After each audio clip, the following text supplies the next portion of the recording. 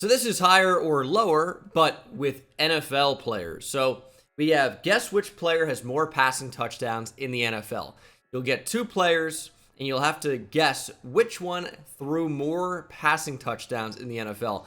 Could be difficult. There could be some easy ones in there as well. I haven't tried this. I watched Foolish Baseball do it for home runs for baseball, and Giraffe Neck Mark, I saw that he posted that as well. And then this got sent to me on Twitter, and I said, you know what? Maybe I can do that. I'm a nerd enough on NFL. Maybe I can try my hand and see what we can do. So we're going to jump right in here.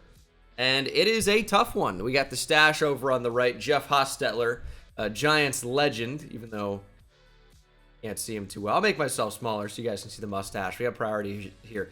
He was pretty much a career backup, while Jim, a.k.a. Chris Everett, was a starter for a long time. So I would go Jim Everett pretty easily here.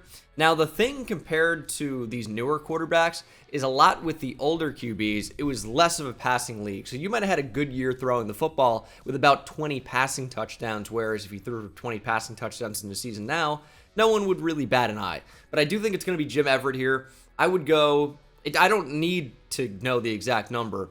I would guess he's somewhere in the 180 range. Maybe that's super off, but I'm going to go Jim Everett here either way. 203 compared to 94 for Jeff Hostetler. So off to a decent start. Dan Pastorini could be a little bit tougher. I think I would still go Jim Everett. Pastorini played 71 to 83. Again, less of a passing league. And yeah, I think Everett could still be out ahead of this one. But I'll be honest with you, I don't know a whole ton about Dan Pastorini. But I do know about Chad Pennington, and he surely threw for more than 103 passing touchdowns. Maybe not surely, but he was a starter for the Jets, even though they weren't amazing. Starter for the Dolphins, of course. I think Chad Pennington easily could have got 100. I don't know if he got much more than that, but I think, 20 or 15 to 20 passing touchdowns a year for 6 years, that would put you right there. So I'm gonna go Chad Pennington on this one. And he is one shy. 103 versus 102. Dan Pastorini gets me. All right, big high score to start things off. Randall Cunningham versus the Red Rifle. Andy Dalton. Got to be Andy Dalton here. Randall Cunningham, yes, I think played for longer. But again, it was a different era of the NFL. I think Andy Dalton's actually going to be significantly higher here. Dalton, I think, is sneaky high on the all-time passing yards list. Passing touchdowns could be slightly different, but I am going to go Andy Dalton, and we'll see how close that is. Yes, 244 compared to 207. I know where Andy Dalton is on the yards, so it's kind of assuming that the touchdowns would weight somewhat equally. We'll go Andy Dalton over Dan Pastorini to tie our all-time high. If we keep seeing Dan Pastorini, I'm going to be upset, and we are. Dan Pastorini and Tobin Rote. I got to be honest with you. You could tell me Tobin Rote threw for 150 or 5, and I would believe you either way. I have no idea. I'm going to go, what do they say? Trust the devil you know. I'm going to go Dan Pastorini, and it's 148 for Tobin Rote. I can't beat 2. I don't know what Tobin Rote's done stat-wise. Come on. All right, we go again. Chad Pennington and Jacoby Brissett. Gotta be Chad Pennington, right? Jacoby Brissett just hasn't started enough games. I know he's been a starter probably about, I would say, 3/4 of a season or so a bunch of times, but I'm going to go Chad Pennington. I think Jacoby Brissett's probably way lower. 48. Okay, so we've been off to good starts before. We've got 2 before. Pennington and Mariota. Man, I'm really tempted to just go Chad Pennington here. Mariota's only at 7 or 8 years in the NFL. He has not been a starter for all of them. Although, Chad Pennington wasn't that good. I'm going to go Chad Pennington, though. And he is over by 10, thankfully. And we've tied our all-time high, and it's going to give me Roy Zimmerman. Dude, I don't know who Roy Zimmerman is. That's a fact. Tobin Rote, I've heard the name. Roy Zimmerman, no idea. I'm going to go Mariota. 44 for Roy Zimmerman. All right. Sure he did. This one's tough. Troy Aikman or Roy Zimmerman? Well, I think Troy Aikman probably would have beat 44 in 2 seasons combined. Maybe with his all-time best. He's at 165. I know they were really more of a running team. This one's a little bit more difficult. Joe Flacco or Troy Aikman? Man, this one's actually really tough. What's the thought process here? 08 to 2022, but wasn't a starter for all of those, so let's think more like 10-year span. Aikman was kind of about the same, to be honest. But real run-heavy offense. I think I'm going to go Flacco. I think he's... I would like to say that he's higher on the all-time yards list, but I don't know for a fact. I'm going to go Joe Flacco.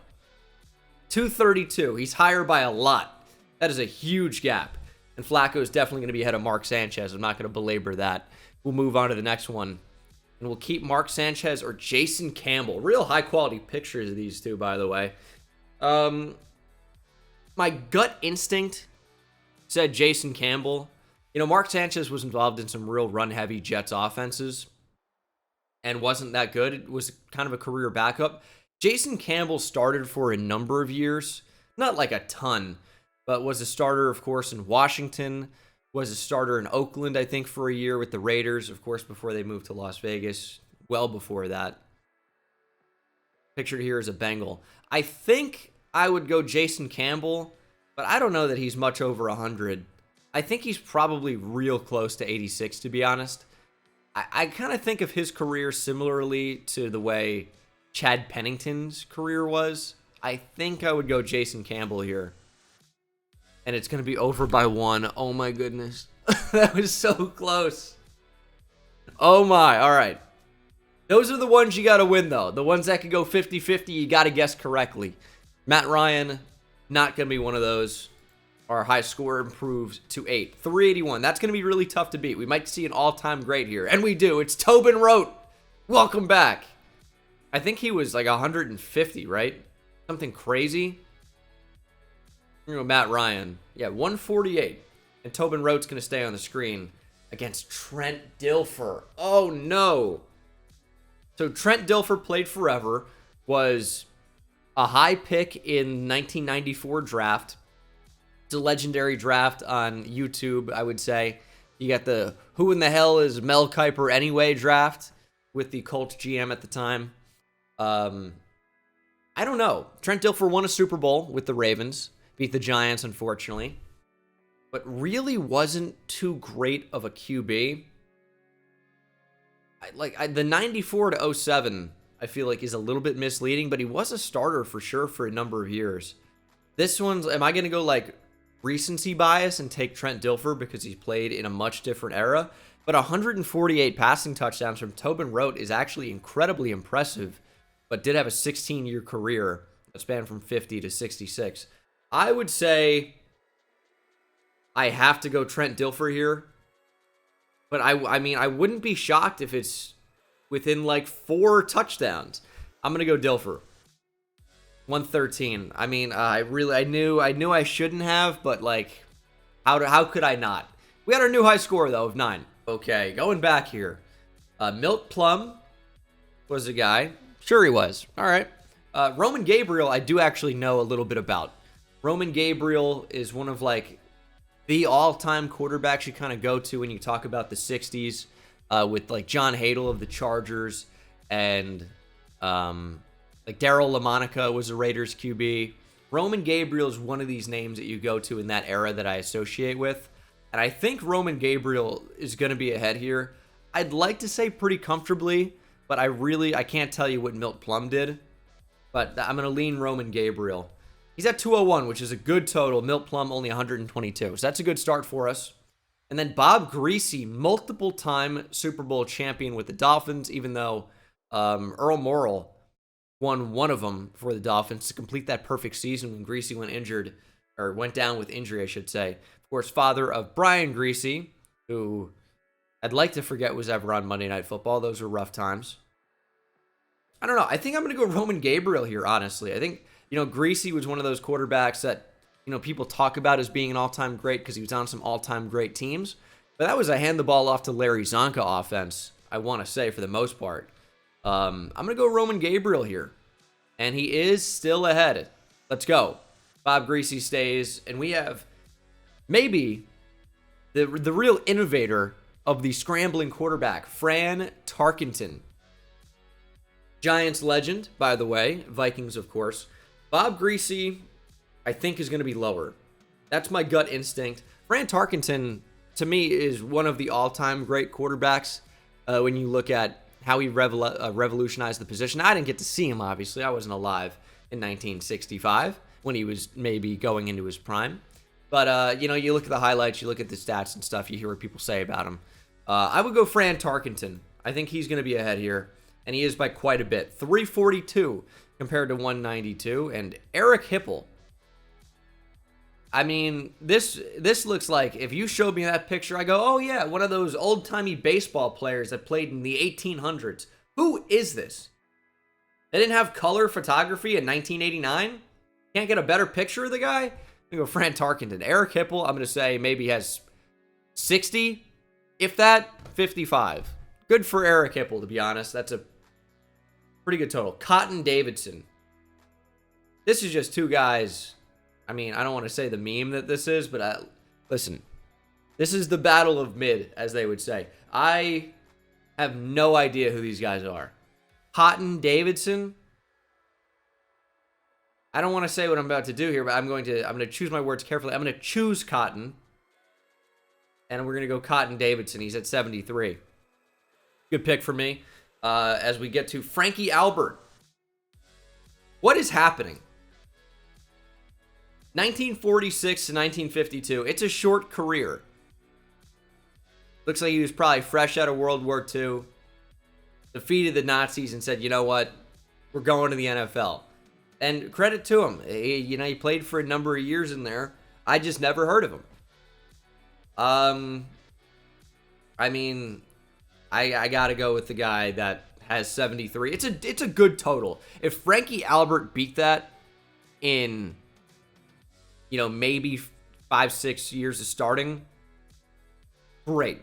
I'm going to go Cotton Davidson again. 115. Good for Frankie Albert, dude. I have no idea who you are. John Elway or Eli Manning. This is a little bit easier. John Elway has really actually not thrown for that many touchdowns. It's like a shocking number. I'm not sure he ever even threw for 30 in a year.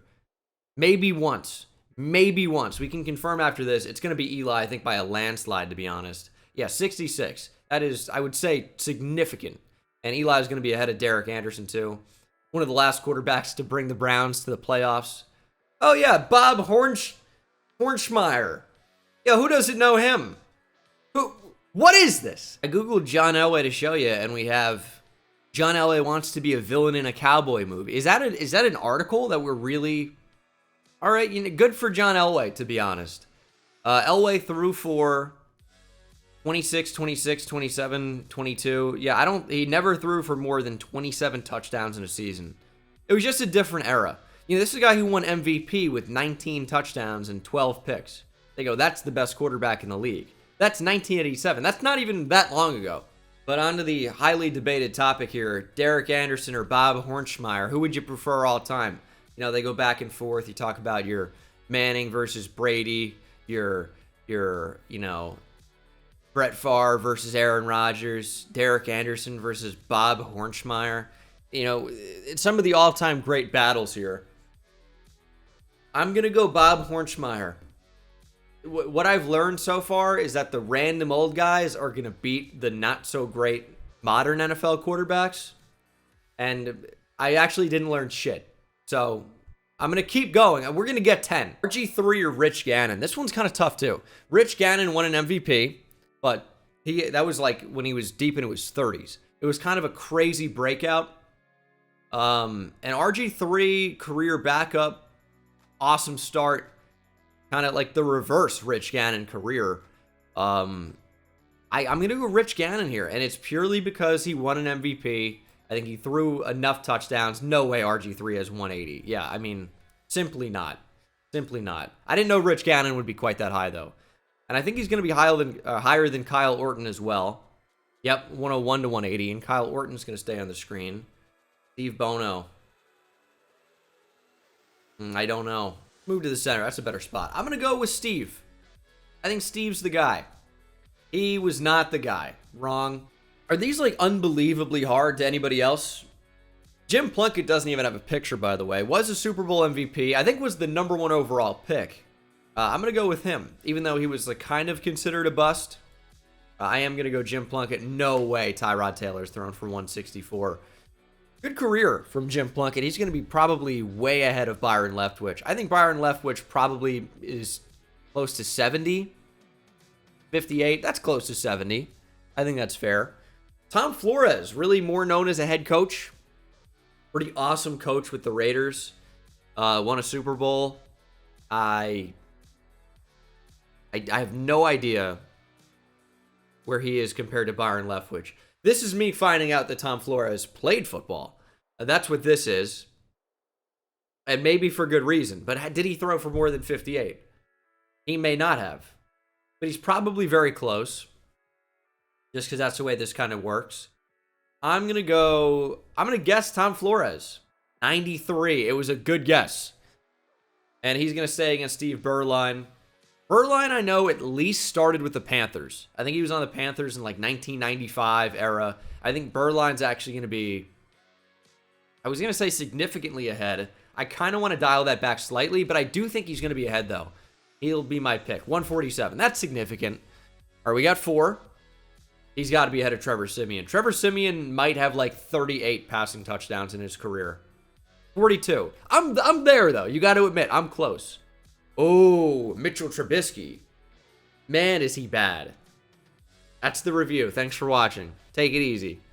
No, I don't think he's thrown 42, to be honest.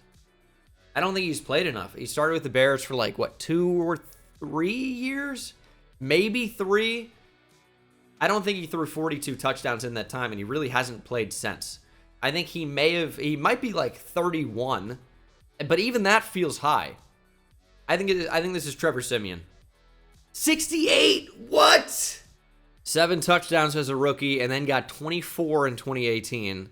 17, 16, and then didn't play. He had another year that I didn't account for. If it was just this, he would have been at 48, which is, I think, still higher than Trevor Siemian. Oh, hello, old friend. It's Cotton Davidson. We'll not be picking you this time. We're going to go Sam Bradford, who's only got 103. I would have guessed more.